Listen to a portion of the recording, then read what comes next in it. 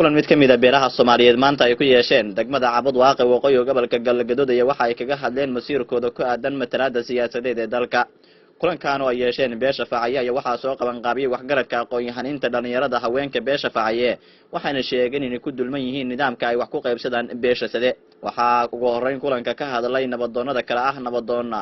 Doombe Aadan nabadoonna Ali Nuur Xaga iyo sidoo kale nabadoonna Hayba Faarax anagu reer sadanahay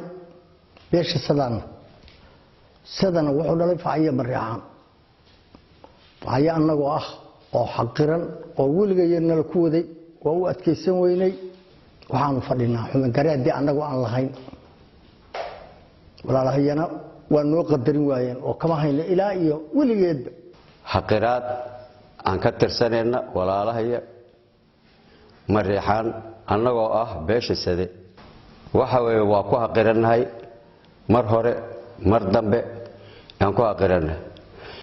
sade waan nahay gaar ahaan Facaye aan nahay sidana wuxuu dhalay Facaye Mariixaan waxa dhacda wax kasta oo soo baxa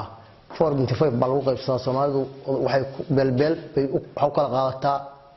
waxa sida ku soo baxa waxa qaata beesha Mariixaan anaguna waan ka qadsanaa sade Facaye Mariixaan buu dhalay waa laba walaala saamiga ilaahay oo sida ku soo qaato oo hiraab kala xisaabtamay oo Soomaaliya kala xisaabtamay oo daarood kala xisaabtamay magaca sida noogu soo hiiday Facaye waxaan qabaa inay ahayd labada ilmo sida ay ahaayeen Facaye inay qoradkii ahayd ayagoo nabahayay waxaan qabaa hadana soo dil soo tareeray hadana yaraan inay noqdeen oo tarankii yaraan ku yihiin waxaan marka beesha Mariixaan u sheegayaa saamigii iyo qaybta aan lahayn Facaye inay xaqayran tahay waxaan u sheegayaa laa ilaaha illa allah muhammadur rasuulullah wixii yiraahdo xil qabto miisaankaas xuminta Facaye la gargar iyo curadnimo iyo yaraanimo u lahayd oo xushmo u lahayd oo dariiq u lahayd oo garasho u lahayd oo gargar u lahayd oo magaca sida ku soo xarootay Mariixaan isku dhuftay dhankooda qaar kamid ah haweenkii ka soo qayb galay kulankaani ayaa waxay dhankooda sheegeen inaysan wax matalaada ku lahayn beelaha sida isla markaasna magac ahaan lagu soo qaato matalaadooda waxaan ku xaqranahay sida Facaye sida iyo Mariixaan sida baa ilmo sida ahaa Facaye xuquuqday lahayd teeriya maalinkii sida laga soo ururiyay xilligaas lama hayo waxaana qaata beesha Mariixaan walaalahaya waxaan doonaynaa ama cabasho aan ka nahay Jubbaland waa ku xaqranahay dawladda federaalka waa ku xaqranahay galmudug waa ku xaqranahay waxa weeye xuquuqdii aan lahayn anaga Facaye ma hayno anagu maanta beesha sida oo Facaye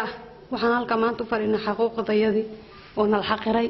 oo walaalahayo iska qaataan oo waxa aan nagala siinin marka waxaan u sheegayaa madaxweynaha Maxamed Cabdullaahi Maxamed Farmaajo intuu maxaan ku radaa madaxda u yahay Soomaaliya meel kasta ra'iisul wasaaraha waasyada waxaan ka cabanaynaa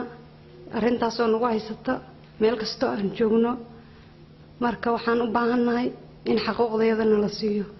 ugu dambeyn war-saxaafadeed si wada jir ay u soo saareen odayaasha dhaqanka waxgaradka beesha Facaye ayaa waxa odayaasha hortooda warbaahinta uga akhriyay aqoon-yahan Axmed Afey Cabdi xawashadaas aan ka cabanayno beesha aan walaalahanahay Mariixaan Facaye waxay ka cawanaysaa beesha aan walaalahanahay Mariixaan